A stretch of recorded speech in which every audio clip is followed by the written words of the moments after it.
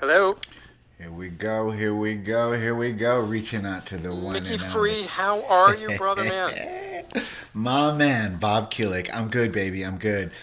I've got this new show, Mickey's Free Ride, and it's Sounds great. Good for you. oh yeah, man. The beauty of it, Bob, is I get to tell about my life stories, which, as me and could be various.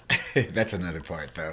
And then I get to speak with my friends that have been in the business forever and that have done things that are just groundbreaking and interesting. For instance, I just got off the phone with Mark Farner, as and I love Mark, and as we know, probably you as well. When I was a young boy, I wanted to be Mark Farner, Yeah, right. in, Exactly. in Grand Funk. But this is about you, man. Your association with Kiss and Paul Stanley, Meatloaf, and Michael Bolton, Lou Reed. I mean, Motorhead, Tim Curry, Alice Cooper, even Mark. I mean, it goes on and on. So I want to let all Did my listeners, yeah, God, I did mean, you see the press release that I sent you for my record? are you kidding me? No doubt. It's amazing. But this is your time to speak to me. Before we get into that, I want to talk a little bit about you, Bob. Who were your guys? Who turned you on in the day? When we started like to first play guitar. Who did you dig in the classic rock venue? Who was your guys?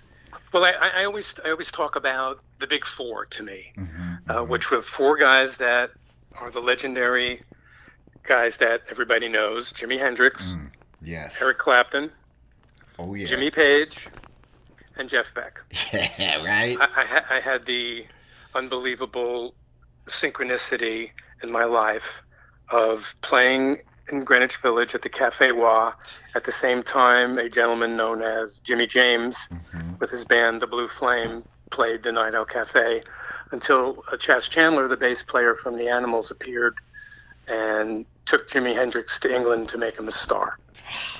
But Wow. all of us who were there got to know him, got to see him, and got to participate in one of the greatest, artists' lives that ever existed. Jimi Hendrix was a one of a kind.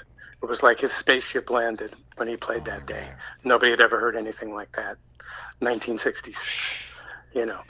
Eric Clapton was a huge idol of mine from the Mm-hmm. very beginning with John Mayall when I heard him play with the John Mayall Blues Breakers on that record. Oh yeah. And then seeing Cream cemented in my mind that that's what I wanted to be. I wanted to be Eric Clapton.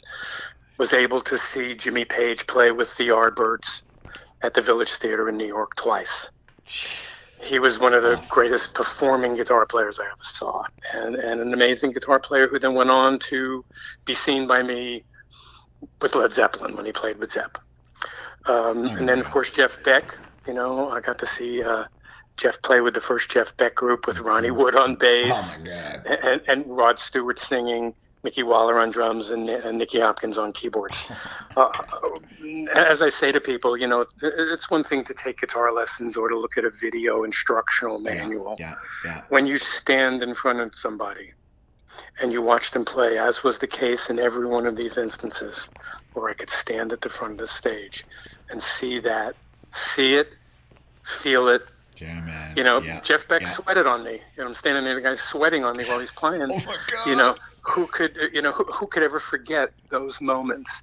So those guys, not that there weren't other guitar players who influenced me, like our dear lost friend Dick Wagner, Oh God. Yes. Yes. who was one of the greatest guitar players, songwriter, arrangers that ever walked the earth.